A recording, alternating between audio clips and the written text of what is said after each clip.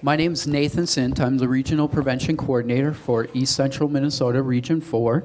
And the Regional Prevention Coordinators support the prevention infrastructure in Minnesota by promoting local collaboration, identifying current prevention needs, providing training and technical assistance and to prevention professionals, and supporting the promotion of the state's prevention framework. I'd like to recognize one of my RPC colleagues, Katie Lehman, who is able to join us here today. Katie's right up there. Thank you, Katie. And today's forum is sponsored by the Minnesota Prevention Resource Center, which provides current and accurate prevention information, provides consultation and research assistance to prevention professionals and the citizens across Minnesota, and coordinates trainings throughout Minnesota, including the spring forums, and the Substance Abuse Prevention Skills Training, SAPS training, which we'll be having one in Mankato next week, and also the annual statewide program sharing conference, which will be held again this October in St. Cloud. I'd like to take a minute to recognize the MPRC staff and their director, Tom Koplitz. If they please stand and give them a round of applause for all the work they did in putting this together today.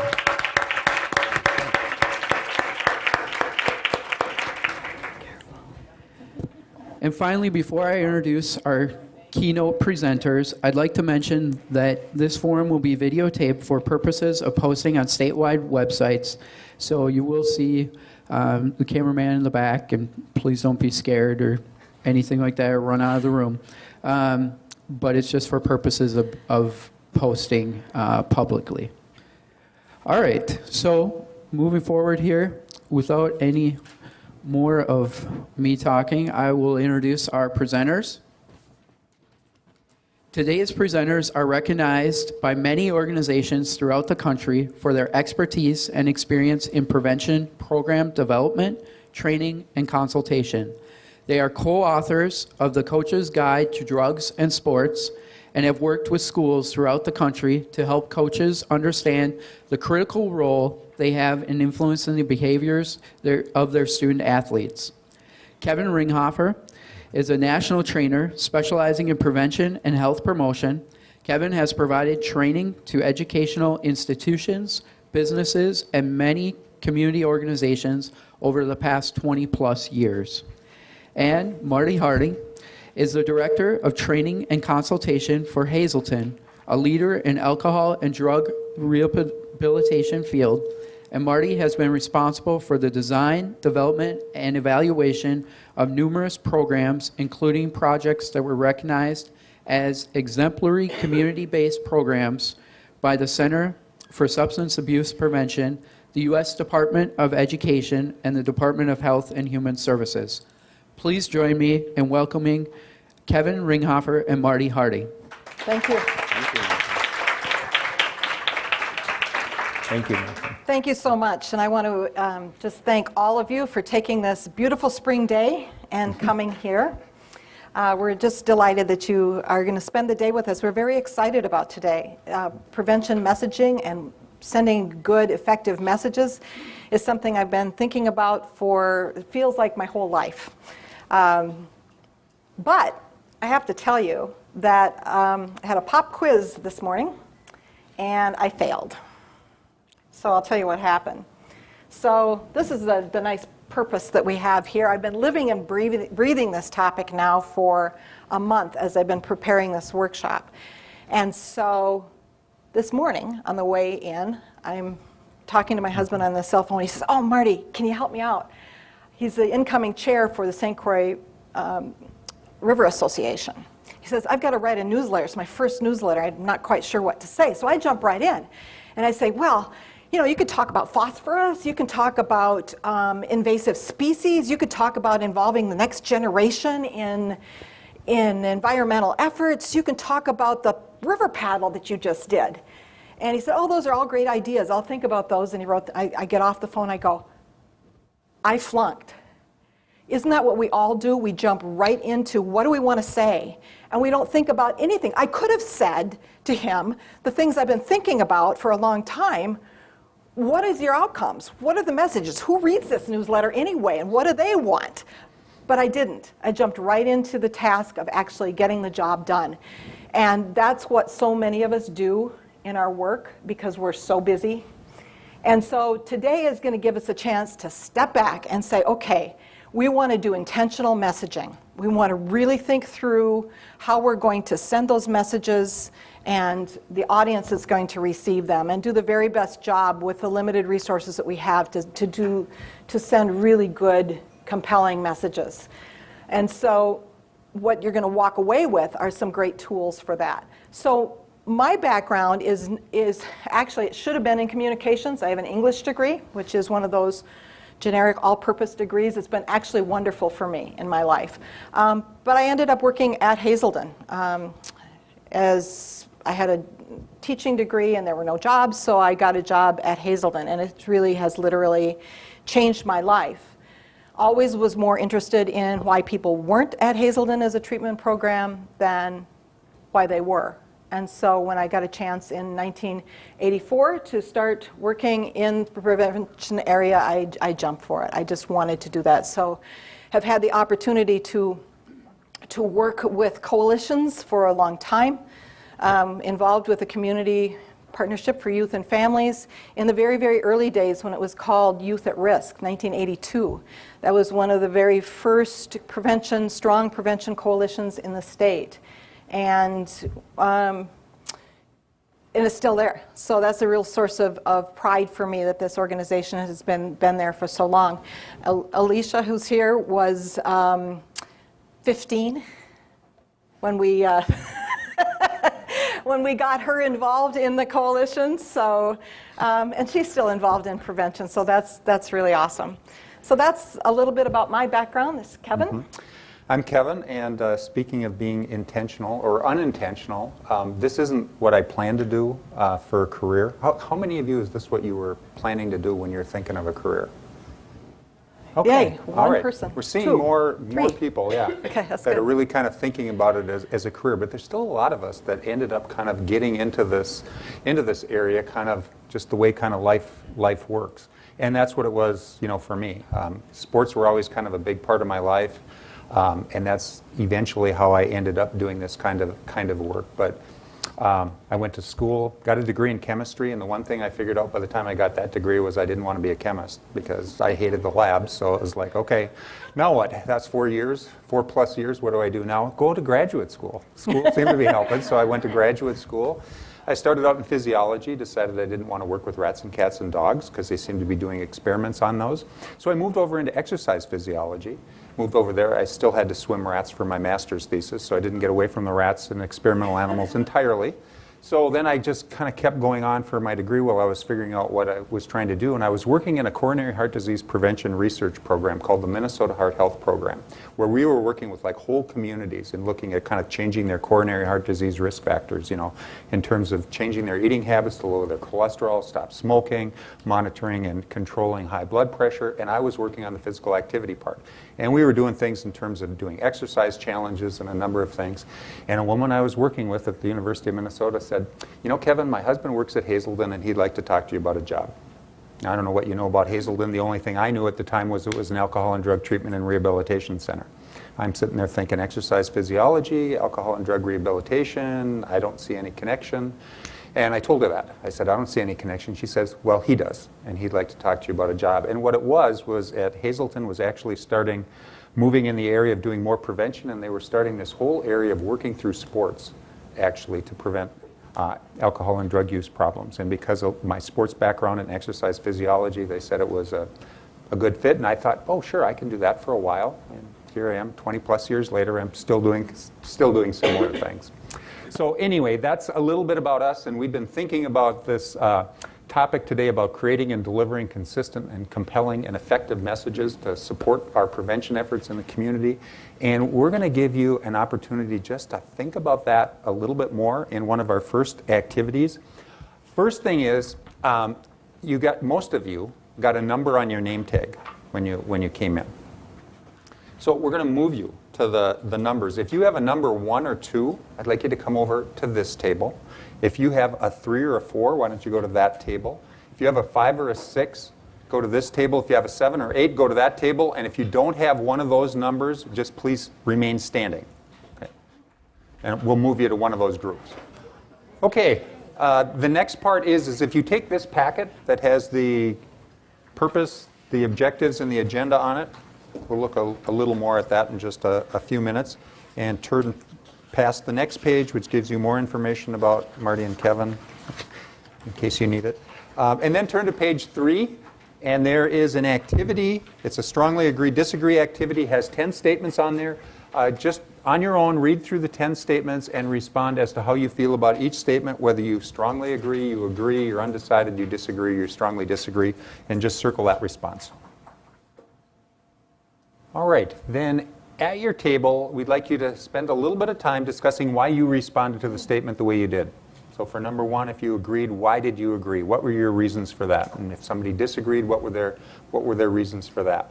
So we're going to give you about 20 minutes or so just to kind of go through those 10 statements. So that's not a lot of time, only maybe about 2 minutes a statement or so, to go through and just discuss the reasons and to hear other people's reasons why they responded to the statements the way they did. We're involved in prevention in the 90s, so we've been doing it for a long time. Our resources are limited, but I think the whole, I'm not going to say 100%, but a large portion of the community, including business, the chamber, I'm on the chamber board. So I have to strongly agree. I think we're working hard at it. Do you think maybe TV or radio or music they listen to give other messages? Oh, certainly, but the messages that come from the community are consistent. Right. But the other messages are also in your community. Yeah. But then the funding dies off and either the project dies off or it changes names to something else. And so then you're explaining, well, it used to be called that, and then it was this. And, it's still the same idea, but different people or different names behind it. So, yeah. Competition, I think, in messaging too is fierce. So there's stuff that people all the time, and you can do a kick-ass job, and still it's hard to even get through. Break through, yeah. About it. I mean, we have over 300,000 people in our area, in our service area. And at one coalition meeting, one of our coalition members said, if I walked into CUB, nobody would know about our coalition. And I really thought, is it realistic when we've got 300,000 people that they're going to know about our coalition? And truly, how much does that serve our outcomes? Do they know about the social host ordinance? Do they have messages? How much do they have to attribute that to partnership? And I think one of the important things in that too is staying focused about what the coalition is doing. And I know that one of the issues that we've had within Talking Cares is trying to figure out we can't be all to everyone. Right.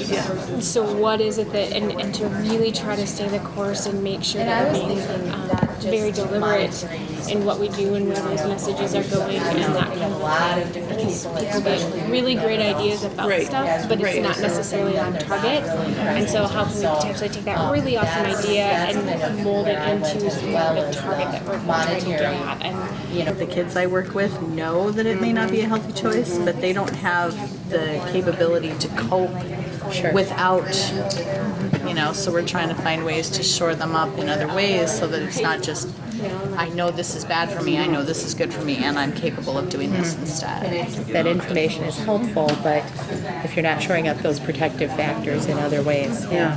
Any other thoughts on number 4? What did you think, Alicia? I was undecided, between undecided and disagree. I think that if you can get the information in their hands, yes, they're likely to make healthier decisions, but making healthy decisions mentally and following through on them physically aren't always the same thing. So I was kind of in between. We're using technology, right? We are, but it certainly could be more effective. Yeah, effectively. I mean, I don't know. It's hard to measure that. Yeah, how do you measure it? How do you measure it? I mean, it's these words, these keywords. You could throw it one way or the other. If we tweet or blog that's. We assume it's effective, but we don't know. Right. Just because you have a website, I mean, how many hits you have. that it's their problem too. You know, because so often the parents that are on board are the parents whose kids are having problems. And there's a study, I think it's called Shoveling Up, that talks about the cost to each and every Minnesotan of drug and alcohol abuse. And so I would speak to that, and it's about $1,500 for every man, woman, and child in the state. It leads perfectly into the next question that we have, because you have to believe that if they have the right information, that then they will make different decisions. And there's a lot of people that I encounter that truly do not believe that.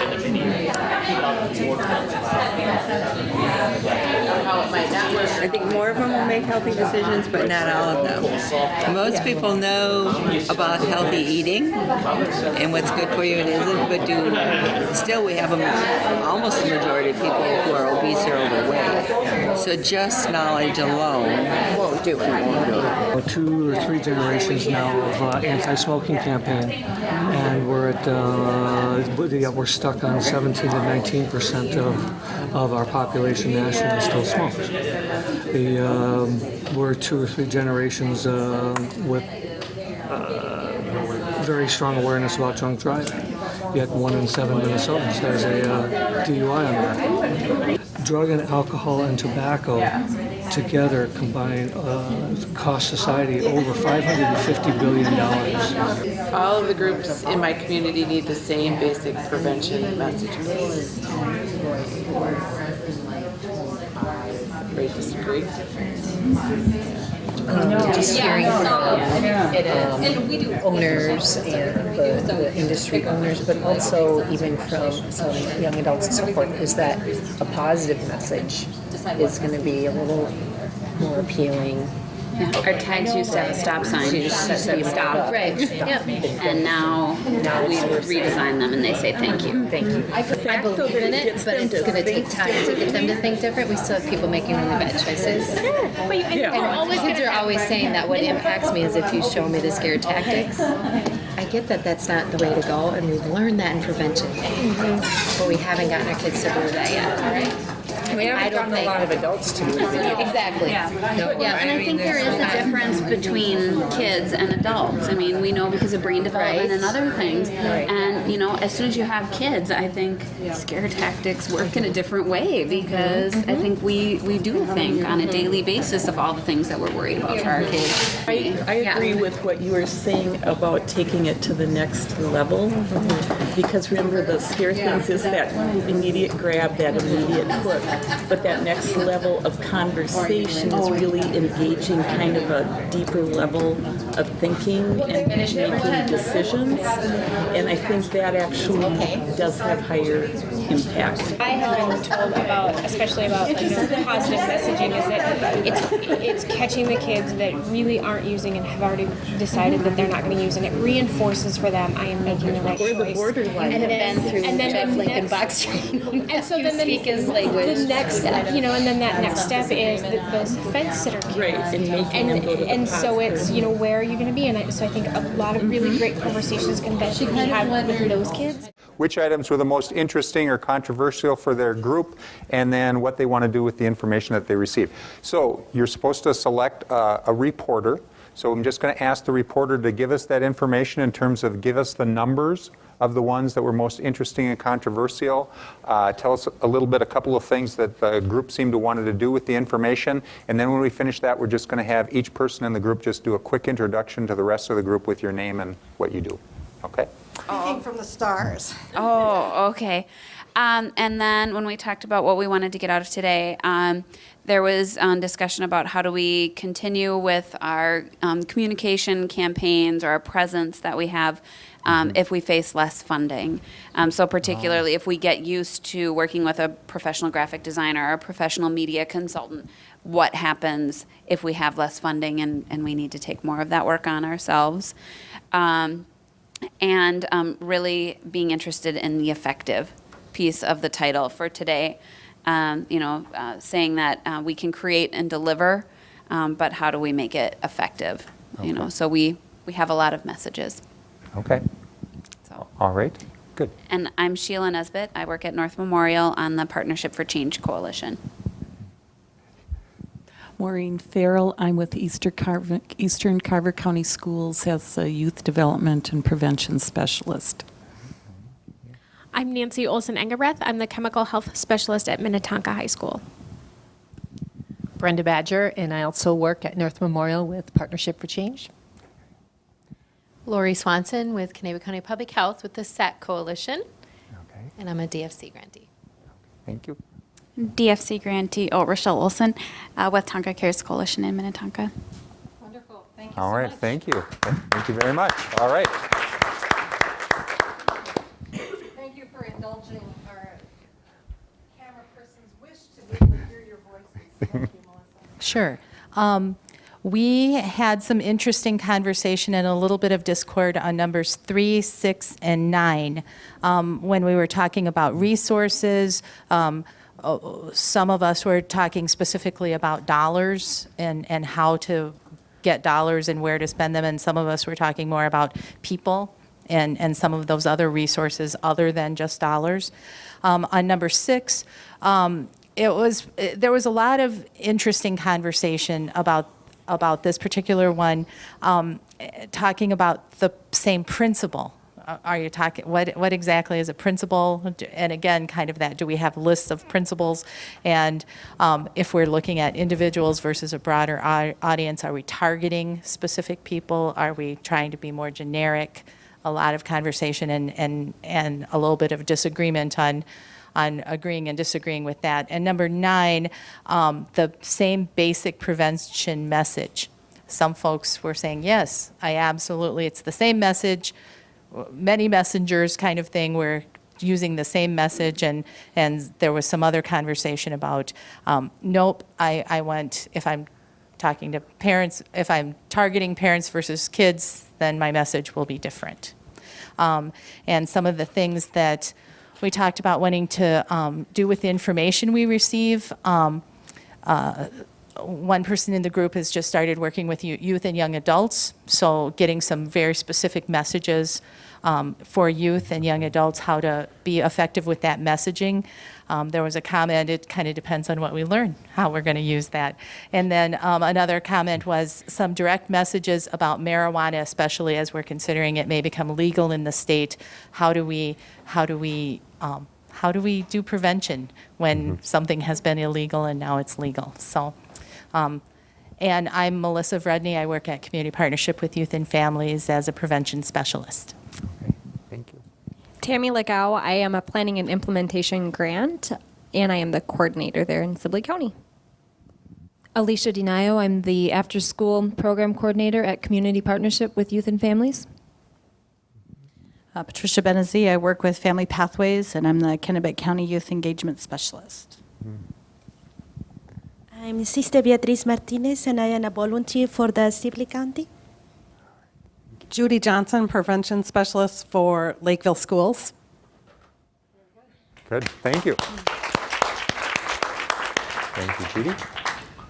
All right. Howard, you got elected, huh?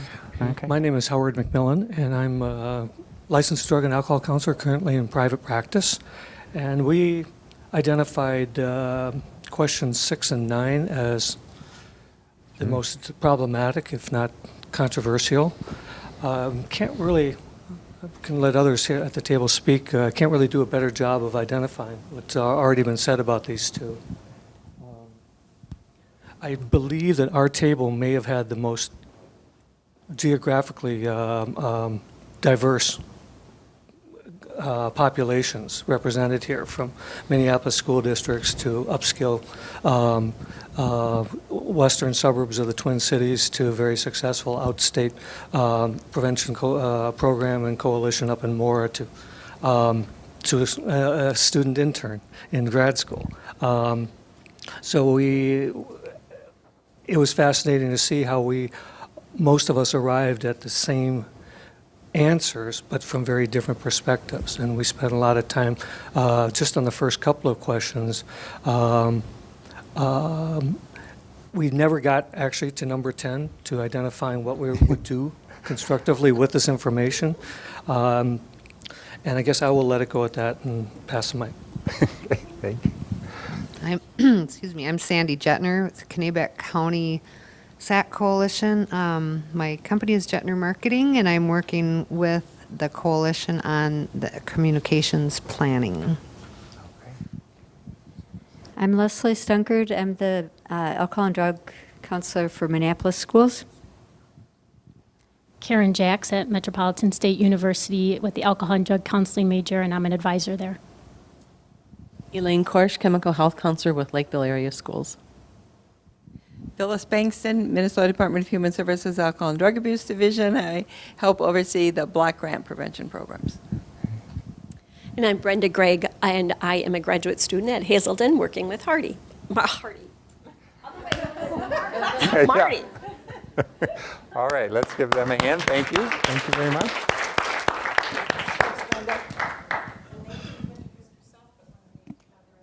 Well, they may have had a discussion too. That's true. We did, didn't you? Okay. I'm Al Fredrickson from the Department of Human Services. I work with Phyllis. I work with the block grant prevention grants.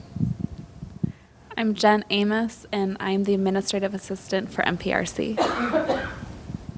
I'm Corey Delling, and I'm the Vet Corps Prevention Coordinator with Community Partnership. Good morning. My name is Tu Lee, and I'm the MPRC Clearinghouse Manager. Hello, I am Tom Koplitz. I, along with Melissa Rudney, manage the Partners for a Drug-Free Chisago County Coalition. And of the 10 items that we talked about, we had the most discussion on number 5, and with not complete agreement on whether or not positive messages do a better job than negative ones. The thought being that depending upon the audience, negative messages do in fact work in some cases, and positive messaging, as good and productive as it may be, isn't necessarily the end-all for communicating messages. So that was part of our conversation. All right. With that, it seemed like the one that at least got the most groups that kind of commented on it was number 6. The same principles that apply to communicating with individuals also apply sending messages to a broad audience. Say a little bit more about what made that one so interesting or controversial. Some of you kind of alluded to the whole idea of having principles. Is that correct? Okay. So what do you... They have principles. They all have principles. Well, that's what they said. No, what's that? Communication principles. Oh, those kind of principles. Okay. All right. So what guides you in terms of kind of developing communication pieces? That's what we think about when we're thinking about the principles. So what made that one so interesting or controversial for 3 groups? Go ahead, Melissa. I think the word principles really tripped us up a lot. When we're talking about messaging and when we're talking about are we doing individual or broad-based, we're more talking about what do we think is effective. Is there science behind this message? Have we tried this before and it's been effective or not very effective? Those kinds of things. I don't really think that we actually, we have prevention principles. We can look in our little book and see what those are, and we understand protective factors, risk factors, but we don't necessarily have a guidance document to tell us how to do messaging. Okay, good. Thank you. Yep, that helps clarify. Other comments, Tom?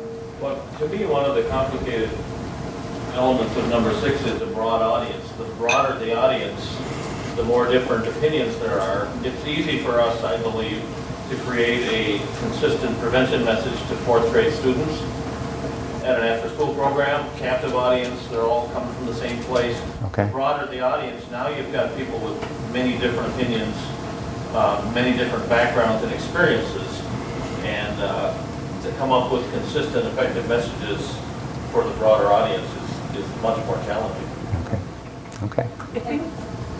Sorry, I'll just jump in really quickly and say, and building on that, when you're looking at a 4th grade group in a specific school, that's a culture in and of itself.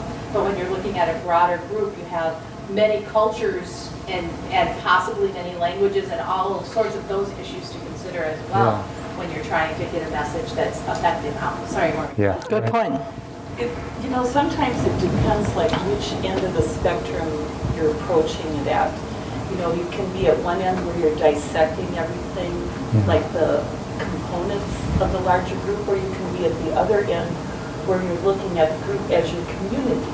So you can have principles that you're going to be working with your community, but within that community are more specific approaches depending on the parts of the audience of that community. So, you know, I guess it depends like which way you want to look at it. You know, is it all dissected, or is it this versus this, or do you have an overall umbrella that encompasses and has guiding principles that work for that overall umbrella? Okay. Okay. Good. All right. Any other comments on that one? All right. So it reflects the diversity of the group that's here and the audiences that we're trying to reach. And the sense of, do we have guiding principles? Do we have a sense of what works and what doesn't? And we'll be sharing a lot of that as we go through the day. Not that we're going to give you a Bible that says this is how you do it, or a cookbook, but we'll give you a set of maybe a dozen ideas that you can use to evaluate messages and use in your planning. And I think you said it really pretty well, Melissa. It is one of the things that many of us get into this field, and we're thinking about prevention and how we do effective prevention, not necessarily how do we do the communication piece. And many of us, you know, don't have that kind of background, except maybe you do have that kind of background. And Brenda also. Anyone else have a marketing background in here? Yes, we have a couple of people. All right. Marketing background is a really good background for prevention, I think. Yeah. Yeah. And so that's what we're going to do, is, as Marty said, we're going to take some of the things that we've gathered and learned and kind of give you kind of a structure that you can at least use and walk through as you think about sending messages. So we're going to apply some of those principles. Hopefully you will be able to personalize it to your own community. We're going to talk a little bit about data and using data effectively when you're looking at messages as well.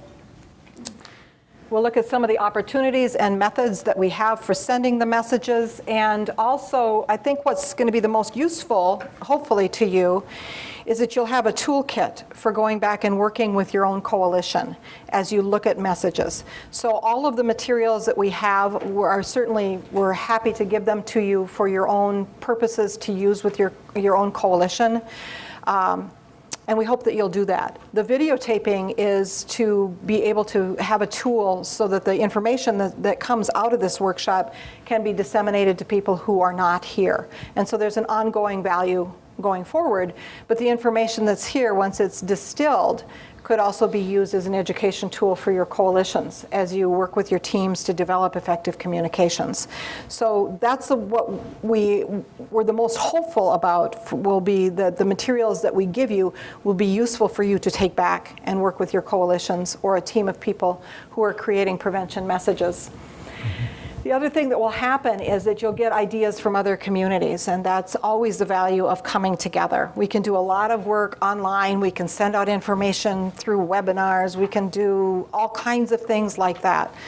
But the value of being able to be here and share what's worked and what hasn't in your own communities is a real treasure. And let's hope we can always, in this digital world, keep the opportunities to come together. And we thank the people from the state who have been able to provide the funding for this and have seen the value of bringing people continually together through the conferences, the spring forums, and other venues that you have. That's going to keep our field very strong. So again, thank you for sharing your ideas. It's great to see the diversity of people who are here and the populations you serve. I think all of that will make this a very rich workshop. Yeah. And hopefully, yes, through that you'll be able to get some ideas that you can bring back. We built in some time when you'll be doing things in groups so that you'll get to be able to do some networking and kind of sharing of ideas as well. So with that, do you have anything else before we go to break? No. Okay. Especially not since you said that. All right. So with that, why don't we take about 10 minutes, 10-minute break, get up, stretch.